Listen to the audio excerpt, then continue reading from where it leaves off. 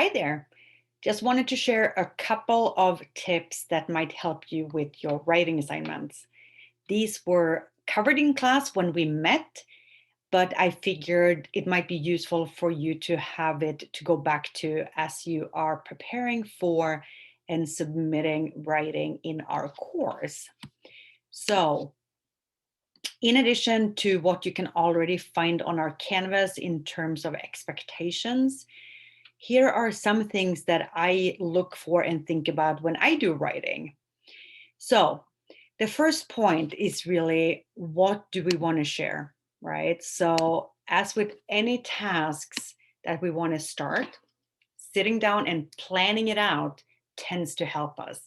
We do know that those who plan outperform those who do not plan.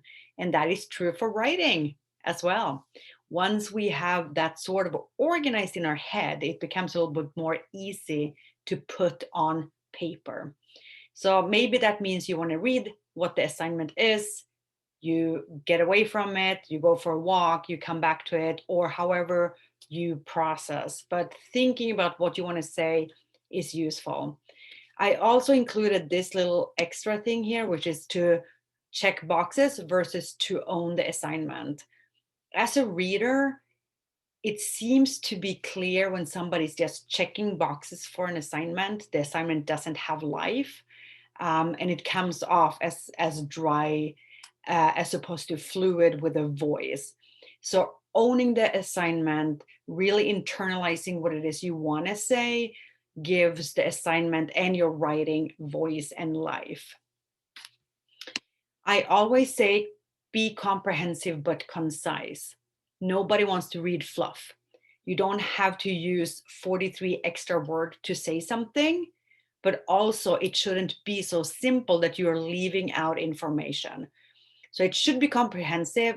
The information needs to be there, but then we don't add extra stuff on top of it. So be clear about what you're writing.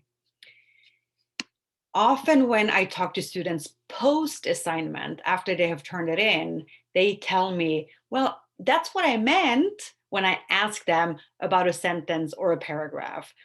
The truth is, I can't read your mind. So if there is something you want to convey to me as your reader, please make sure it's captured by your writing. So all those assumptions, all those conclusions that you keep, in your brain, if those are for me to understand, they need to be written down. We also clearly need to make sure that we are organized.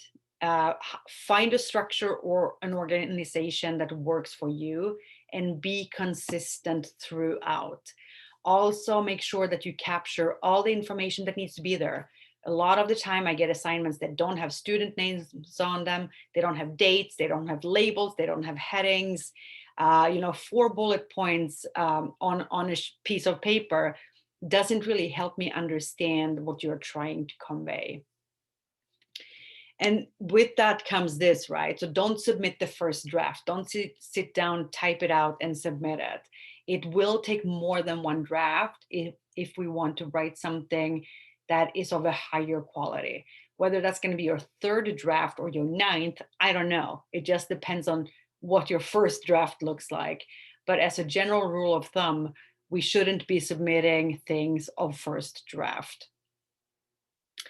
What I was told as a newbie faculty member, this one is kind of interesting. So I was chatting with a senior faculty member about grading assignments, and this person told me that you can pick, or you can read the introduction, the ending, and then maybe a couple, 2 or 3 or 4 sentences or paragraphs in the middle somewhere. And that's it. You don't have to read the whole assignment. The point of it was that if it is a high quality assignment, that is evident by intro, end, and middle. If it's a low quality assignment, again, right, that is evident, throughout the paper. So we do read all of the assignments, but we also see the consistency that you have across. Lastly, this sometimes drives my students crazy. This is the micromanagement versus autonomy philosophy. So, a lot of our courses, a lot of our instructions tend to be very minute. They give you all of the details in terms, right? The instructors give you all of the details in terms of what an assignment should look like. I used to do that too. And then students would always come back to me and say, but can I use this reference style? Or can I use these headings? Or can I structure it a little bit differently because that works better for my writing style? And so, right, as we know, autonomy is much more satisfying. So we are going with that approach. As long as you are consistent, as long as you're clear, you can pick whatever structure, reference, style, anything you want, as long as the product that you're producing is good quality, right? That's what we're looking for. And so, with that, with the good quality assignments, you earn that higher grade. And so, these are just a handful of tips. Any other questions, please let me know. I will put the Purdue APA link in the comments as well as their guide to writing, and that could be useful as well. Anything else, just ping me. Thank you. Take care.